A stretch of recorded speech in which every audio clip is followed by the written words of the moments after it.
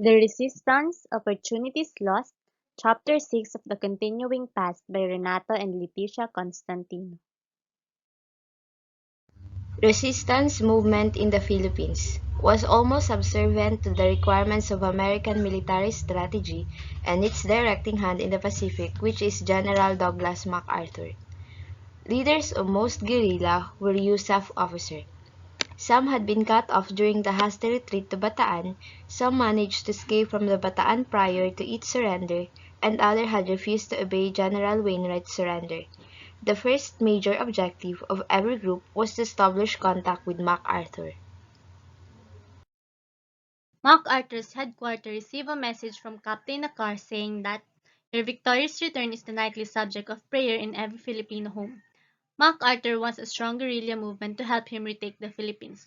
MacArthur was cautious that the Filipinos might believe the anti-American comments of some key collaborators and turn against the U.S. He had an agreement with Quezon that he would return to his role as Philippine military advisor after the war. MacArthur next went about is creating the type of resistance that would be most beneficial to his military strategy. He told Peralta that the only thing they need to do is to maintain the organization and guerrilla activities should be postponed until order from him.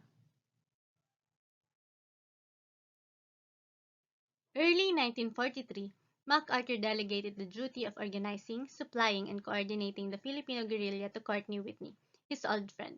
Courtney's new task entailed counter-propaganda, the creation of an intelligence network and communications facilities, and the training of guerrillas to play the supportive role MacArthur desired. MacArthur confirmed guerrilla commanders' ranks and promoted them, outlined their operational regions by dividing the country into military districts, and resolved jurisdictional disputes. In 1943, as radio communication with guerrilla units grew, submarines and planes began delivering military supplies in. It also includes cigarettes, matches, chewing gum, candy bars, and pencils with MacArthur's famous slogan, I shall return, imprinted on them. Eruption of morale. The guerrilla groups disregarded their duties. The guerrilla considered the people as sources of things that can be beneficial for them instead of leading the mass-based resistance.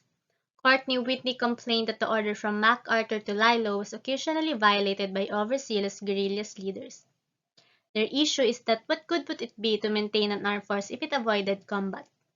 The order wear away their prestige. In addition, they only seriously battled the enemy during the American invasions, and many guerrillas had ties with local participating commanders or were collaborators themselves. Inter-guerrilla rivalries and hunters versus markings. Without the discipline of a social commitment, resistance was too often undermined and warped by personal ambitions and rivalries, and by the irresistible temptation of armed power. MacArthur's instruction to lie low, avoid enemy contact, and concentrate on organization and intelligence is the reason for these unwholesome tendencies. Hunters versus Markings. In Luzon, one of the bitterest quarrels was between the hunters and the Markings. The root of the conflict was that they operated in roughly the same area and each group was eager to demonstrate its own superiority.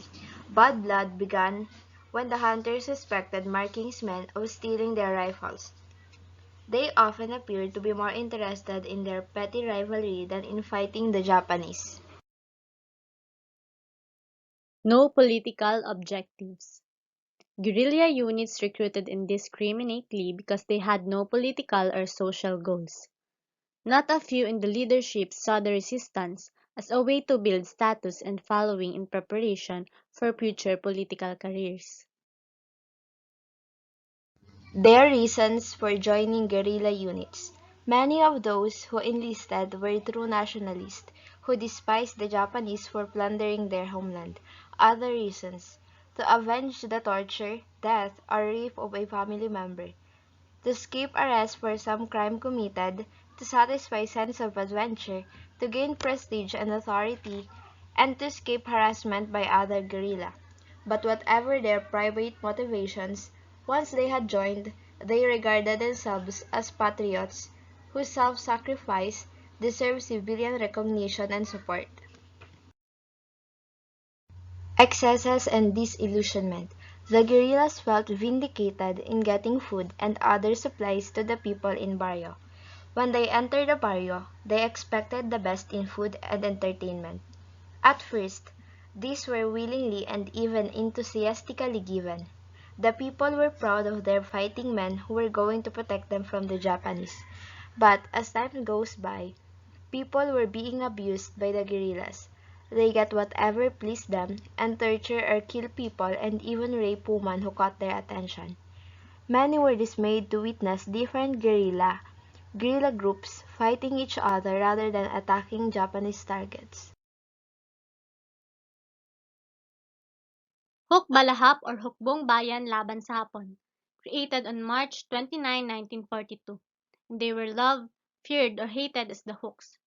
Hukbalahap is organized like an army. Each squadron consists of 100 members and each squadron is divided into platoons and squads. However, they differ in two ways. First, they have a political instructor in addition to the usual squadron officers, like the commander, supply officer, and intelligence officer. Second, the insistence on equality between officers and soldiers. The Hooks were determined to reawaken the spirit of struggle by convincing the people to take destiny in their own hands. They also laid great emphasis on harmonious relation between soldiers and the people. They declared themselves to be the people's army, ready to battle for their benefit. Its supporters and members had prior experience with organization and militant fight, as well as tradition of discipline and sacrifice for common goals. The Partido Komunista ng Pilipinas or PKP, founded by Crisanto Evangelista and Pedro Abad Santos Socialist Party, as well as radical peasants and workers' organizations, formed the backbone of the Hooks. Following that, two texts were written outlining the resistance group's socio-political commitments. First, the fundamental spirit, which entails guiding principles of a people revolutionary army.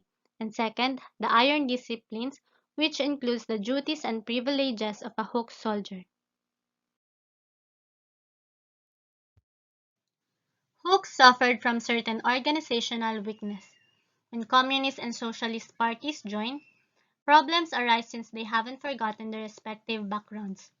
SPP is the result of Abad Santos' essentially unipersonal leadership, which made decisions without consulting his party's duly established organizations.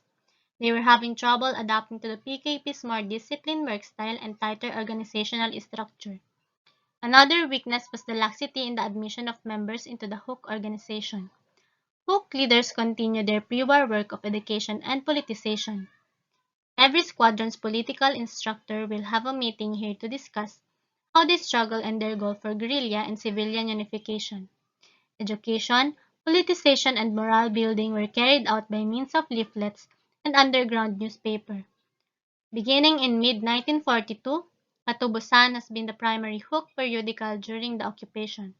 It detailed Hook triumphs over the Japanese and denounced all fascists as well as the Japanese and Filipino puppets.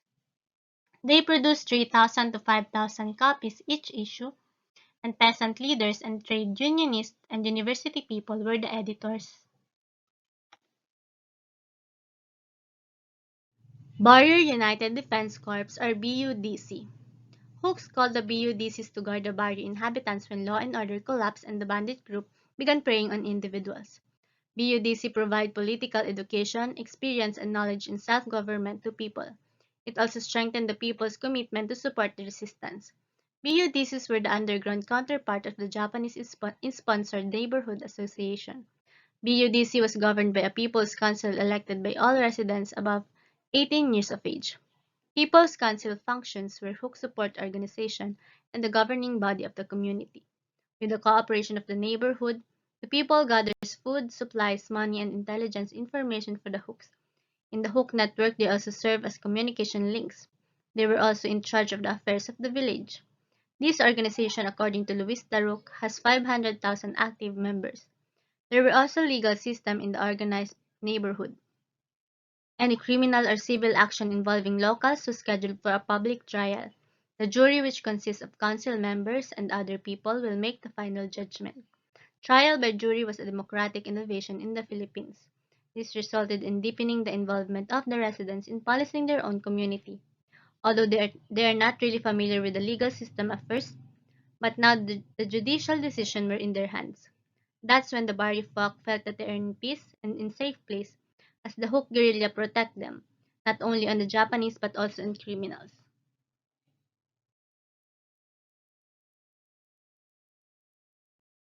The bond of solidarity with the Hook movement becomes stronger. As the Hook squadron protected them, the people also protect the latter.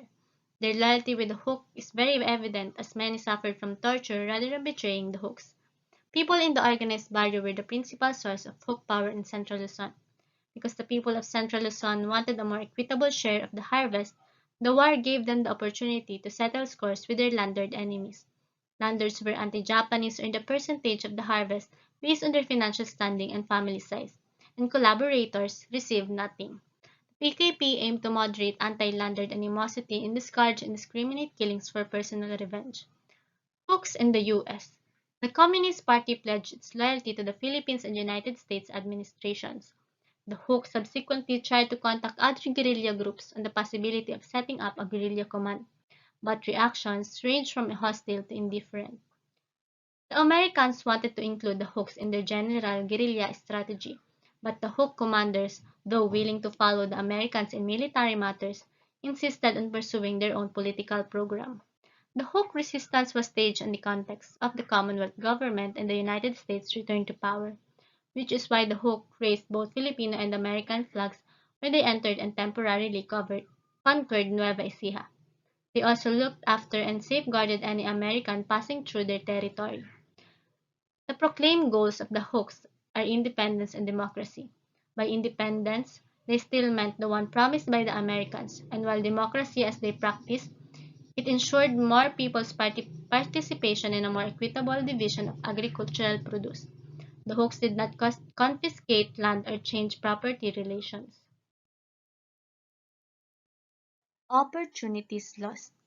The occupation may have provided a chance for people to become more politicized. However, leaders of all resistance groups lost this opportunity to re-examine old preconceptions and use the struggle against the Japanese to teach the public about imperialism's realities. Filipinos lost the chance to struggle on their own and accomplish their own liberation. The scenario was of course unimaginable for the American-directed resistance groups, while it was extremely difficult for the Hooks.